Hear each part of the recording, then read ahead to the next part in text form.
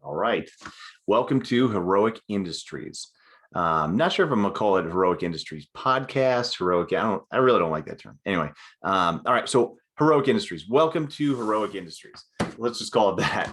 So what is it? Let's talk about the scope of what this production is going to be. And really, it's just a look into the mechanics of law enforcement. I'll talk more about why and what and how we're going to do that in a second, but really let's talk about me honestly, and why my opinion on any of this matters at all to you. So a little background on myself. I am in my 14th year of being a police officer, and it's hard to even imagine that this is as long as I've been on this job. But I started back in 07. And since then, I've been involved in a couple of years in narcotics. I did some undercover work. I've done a lot of time as a patrol officer in a uniform. I've done a couple of years in our gang unit, and I've also done about 10 years on our SWAT team, on our tactical team.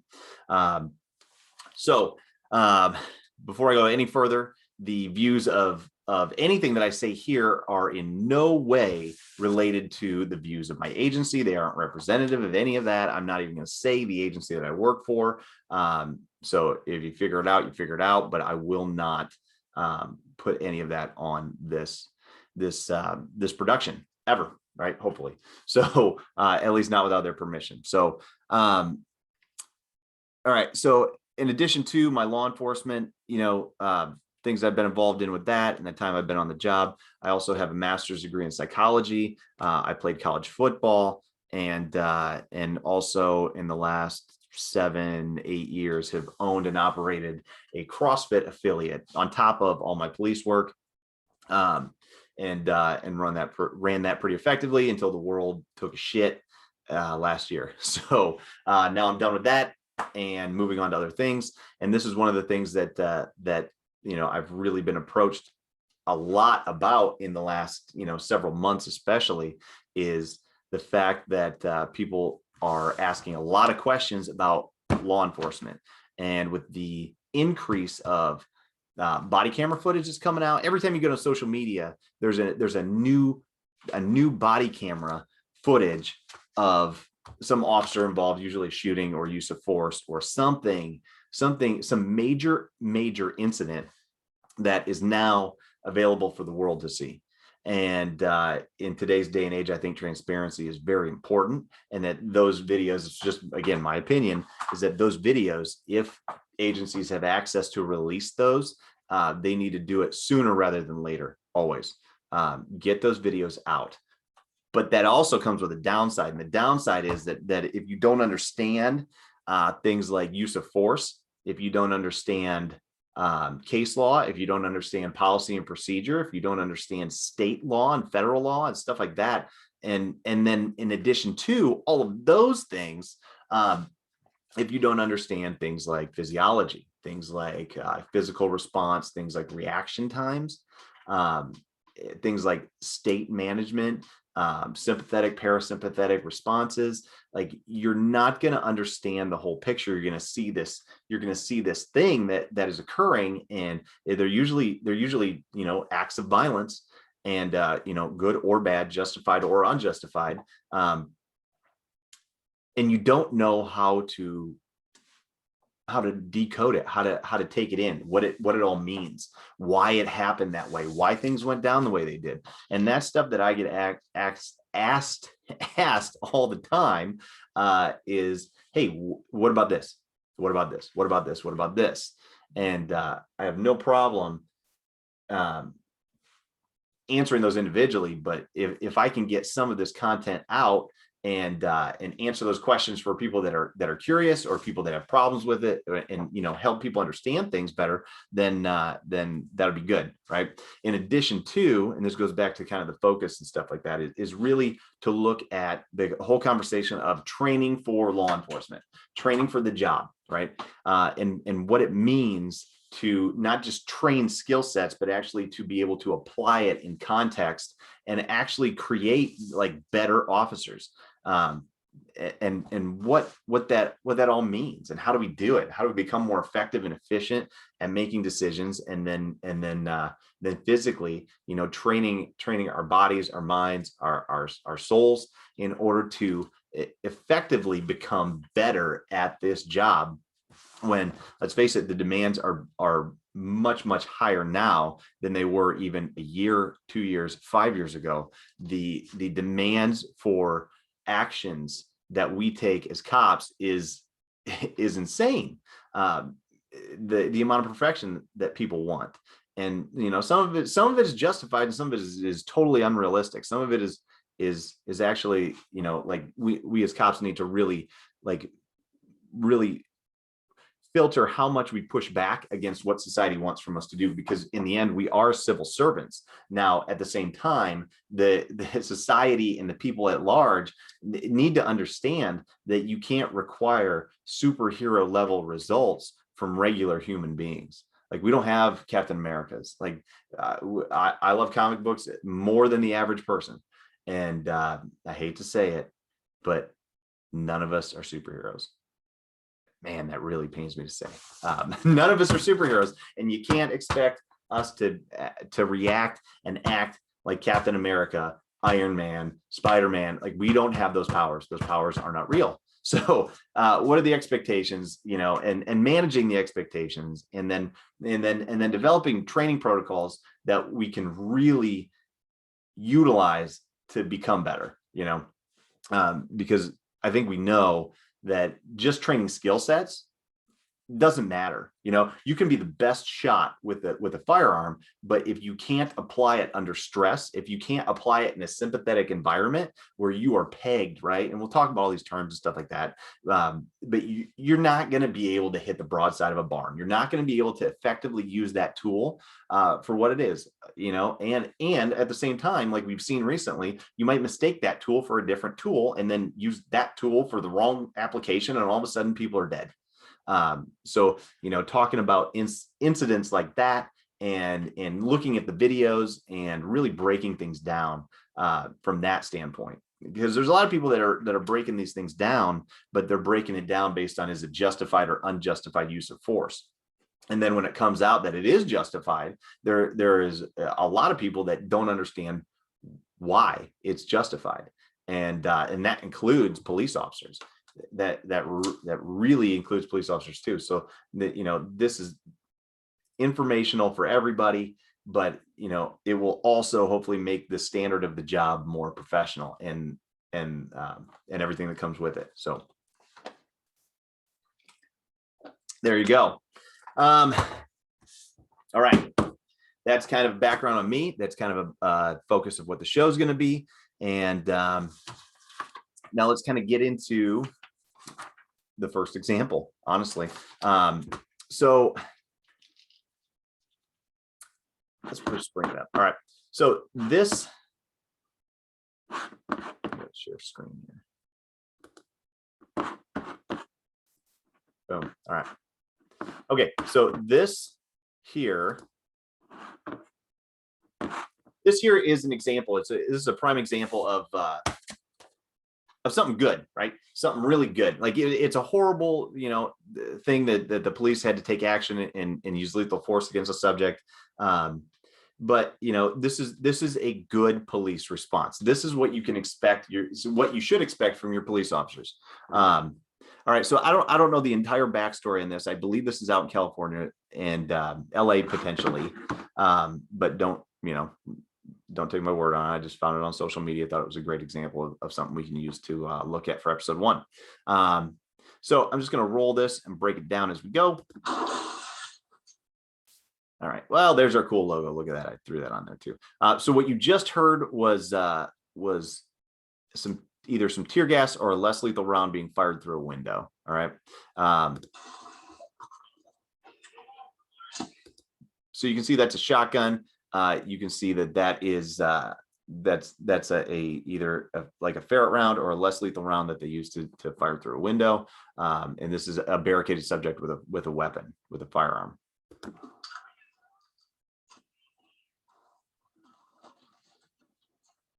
Okay, so you heard a gunshot, and you see the SWAT officer go down here, right? So he gets hit. Run is down. That was a down. That was a down. Run is down. Run is down.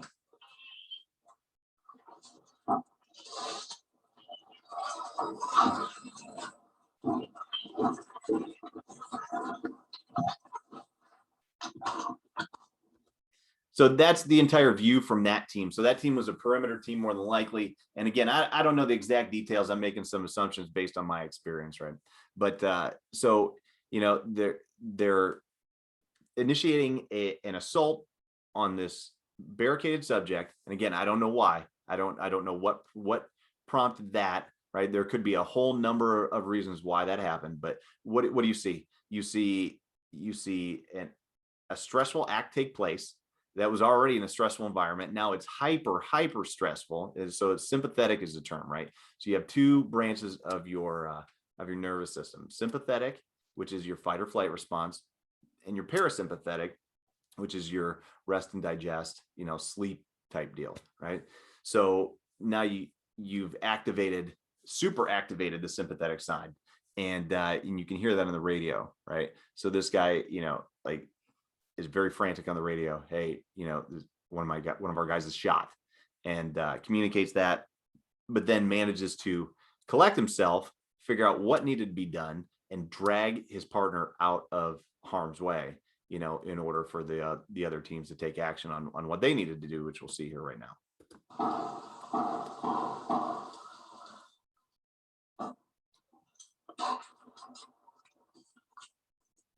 Yeah. Hey, don't fucking move. Don't move. Don't reach for that rifle. Do not reach for that rifle. Yeah, he's down. So get hands on him. So this is another team obviously coming up to go hands on and cuff, right?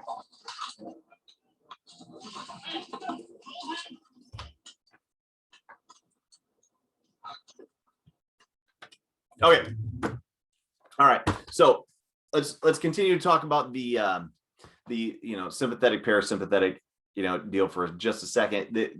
This goes into the breathwork protocols, state management. Like, how do you go into that state where it's extreme stress? Like you're literally talking life and death. You're having a gunfight with a guy, and then how do you train yourself so that you can maintain a state that you can actively, like, communicate what happened to other people that you're working with, and then take action to stop further bad things from happening? You know, just like freak out and run away, or freak out and freeze in place. You know, how do you do that, right? And a lot of that is controlling your state, right? And when we talk about state, we'll get into that later too. Maybe not in this episode, but, you know, like, how far do you go on one way or the other with your sympathetic, parasympathetic, sympathetic responses, right? Okay, so when we talk about the mechanics of what occurred here, you saw the officer with the rifle in his hand, holding it in one arm and dragging his partner, his teammate, dragging him further away from the threat area. Right. So immediately I looked at that and I was like, all right, that looks a whole lot like a backward sled drag. And this is what I thought, right? So if you study powerlifting, if you know anything about that, then you understand that a big part of that is taking like a day throughout the week where you're doing carries, pushes, and pulls with sleds. And it's really, really good for posterior chain activation. It's really good for, just utilizing force production without an eccentric load. So it's going to eliminate, you know, the excessive soreness. It's going to be decompressive. It's going to be a good recovery piece. But you can also use it for like overloading and doing heavy sled drags for shorter distances. What I talked about, you know, just a second ago, using it for recovery piece is going to be like a mile sled drag with lightweight where you're walking, you know. Very, very common with powerlifters. It's really, really good for all those things I just said. But you can also do it backwards, right? So when you go backwards, you go heel to toe. And Louis Simmons talks about this at length that he believes that the backward sled drag is what saved his knees from being needed to be replaced. So when you're talking about dragging a person, it's really just a sled. And when you're talking about holding a rifle, it's really just a front rack archetype, right? So you can take a kettlebell, a dumbbell, something in your arm, put it in your arm, and then work a sled drag backwards, and you're really replicating that entire movement that we saw just a second ago, right? So from a biomechanics standpoint, it looks really the same or pretty damn close to this. So just check this out.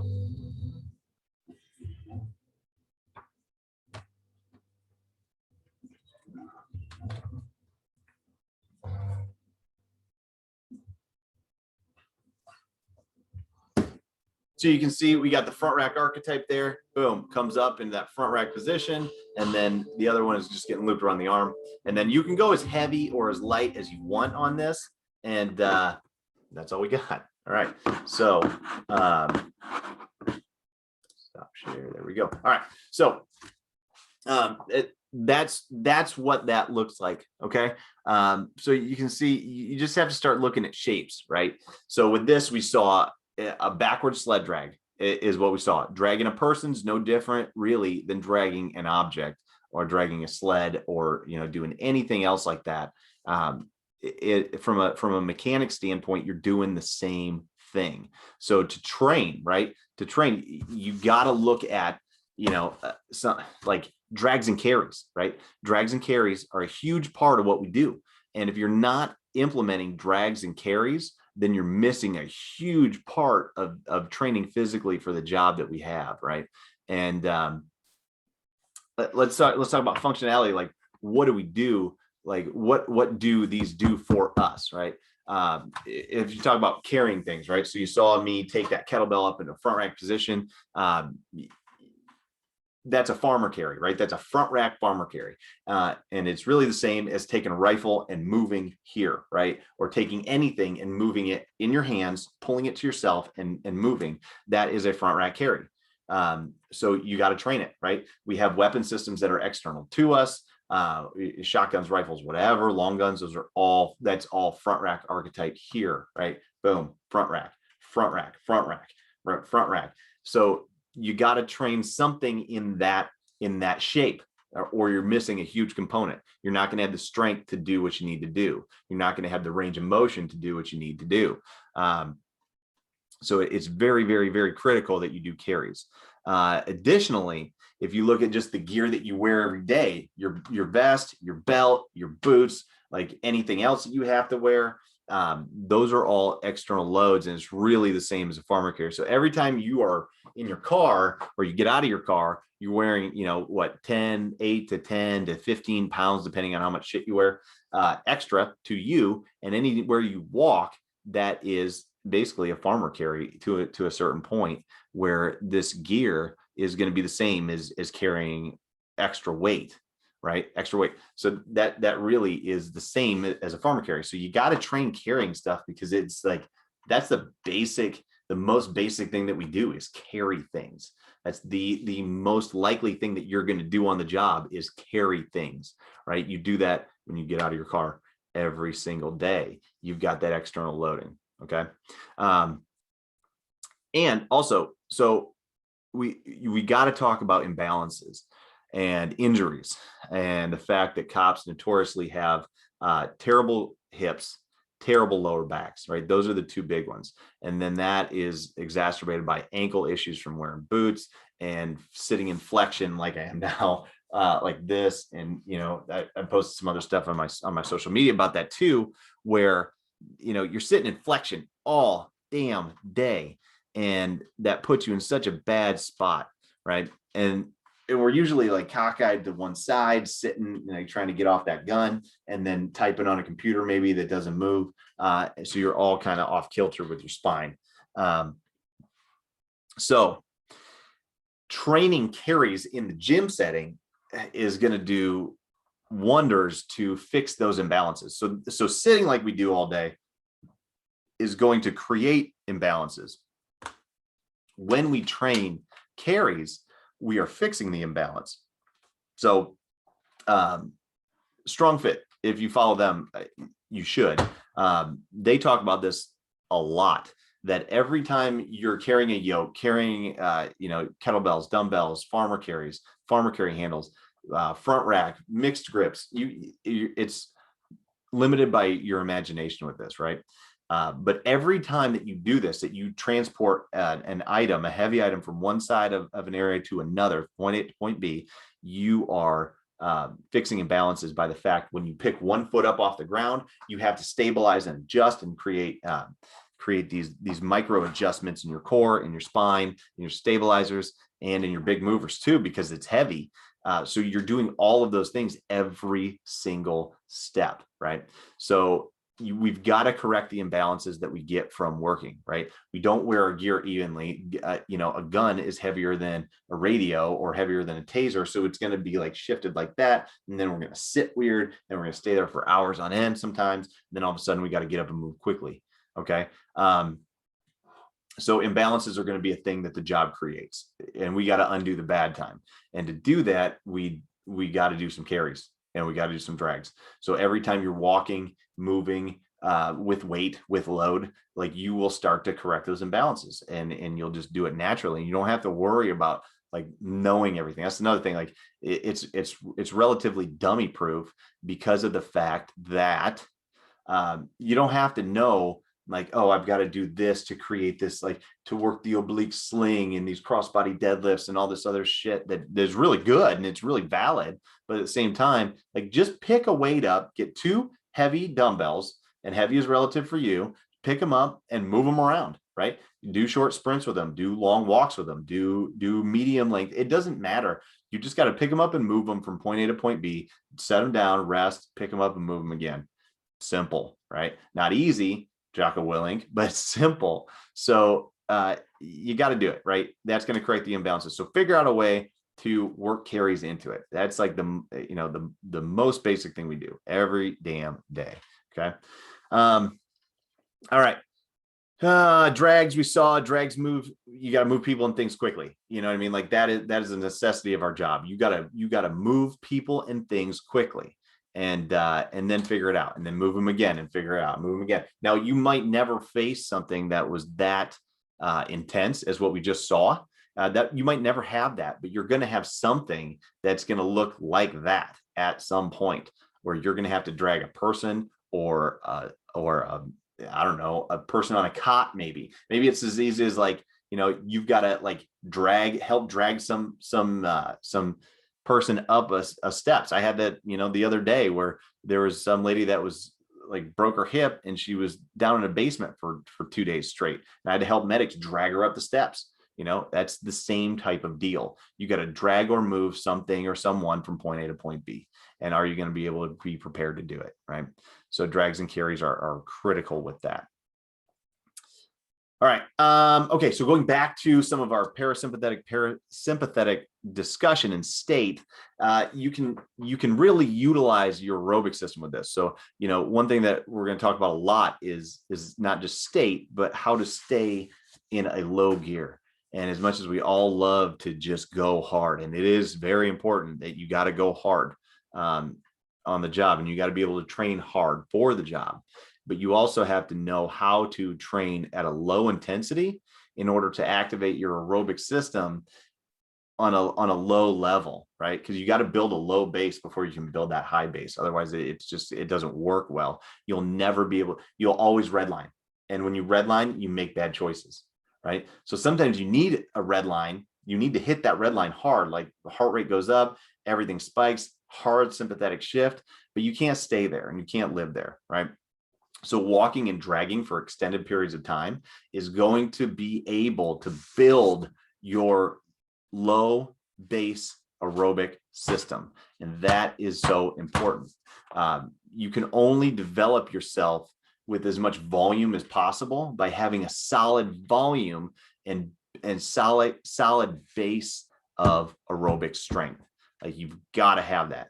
And so example, right? You can take a sled out for a 20-minute walk, right? So you are dragging weight on a 20-minute walk, and you're probably going to sweat, but you should be able to maintain nasal breathing.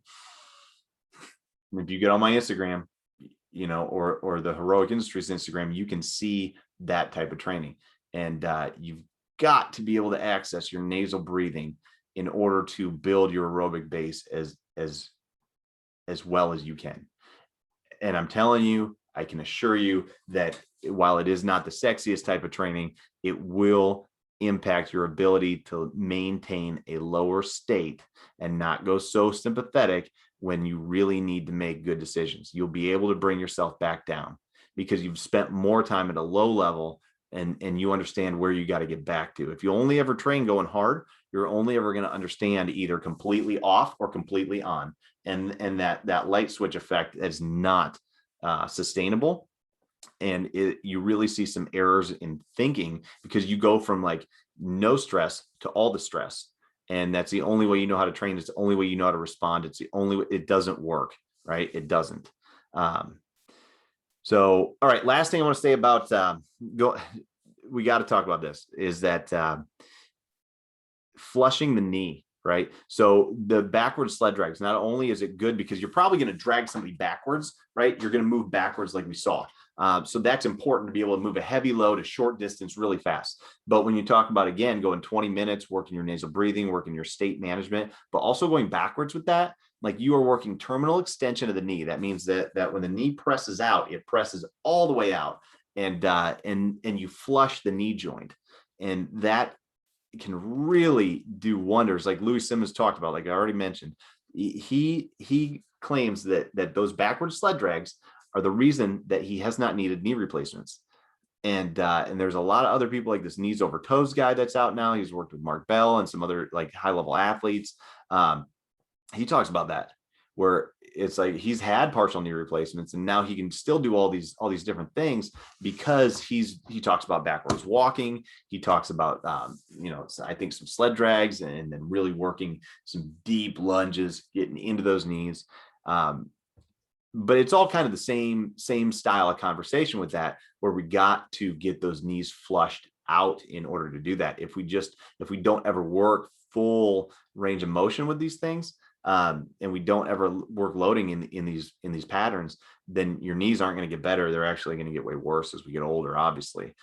So how do we maintain that integrity of the knee? You utilize a bunch of backward walking and a bunch of backward sled drags. And those are some good guys to look up. Louis Simmons, backward sled drags, or sled drags in general, West Side barbell and conjugate method and stuff like that is very, very applicable for police work and strength gains. And definitely they talk more about sled drags than anybody. It's where I learned my stuff was from CrossFit Conjugate and Shane Sweat. Which he's a direct descendant of Louis Simmons himself, did all his training with Louis. So it's really just the same information that he got. And then again, knees over toes. If you just search him on YouTube, he's got tons of content. And if you've got knee problems, it's a great thing to add in. And if you don't do it, and you want to be able to be effective for the job and effective for your life and be able to train pain-free. It's like these are all things, carries and drags are things that you need to utilize in order to train pain-free. And then you can go to work pain-free, hopefully, because we're training pain-free. And, it's a huge component of not just the job, but longevity with training. So you've got to look at that as well too. So, yeah. All right. That's it. That's what we got today. That's the scope of this show. So hopefully that makes sense. If you have questions, you can email me, and you can find that somewhere. I'll attach it somewhere. You can email me with direct questions. If you got stuff that you want to go over, if you have stuff that you don't understand, if you're like not a cop, and you got questions about cop stuff, let me know and I can address them. If you've got training questions, cops, non-cops, like civilians, whatever, don't care, right? The training that we go over is going to be geared towards law enforcement. But again, like when you talk about decision making, and training, it's good for everybody. The better decision makers we have in society as a whole, the better we're going to be, right? And that's always the scope. The scope of law enforcement is to make society better, right? So There you go. All right. Till next time, stay safe out there.